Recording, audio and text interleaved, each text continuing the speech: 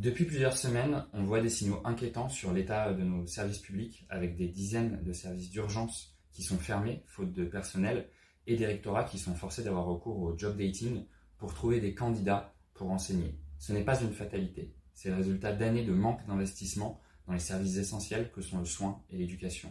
Et le prochain quinquennat sera essentiel pour inverser la barre.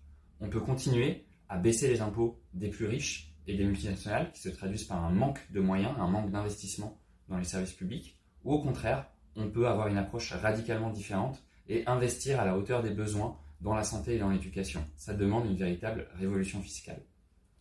3 mesures essentielles. Premièrement, la santé. Réinvestir à la hauteur de nos besoins dans la santé, ça veut dire revaloriser les conditions de travail. Ça veut dire recruter pour qu'on ait assez de personnes, pour qu'on n'ait plus besoin de fermer les services d'urgence, au moins 100 000 personnes. Et ça veut dire réinvestir dans les moyens pour la santé.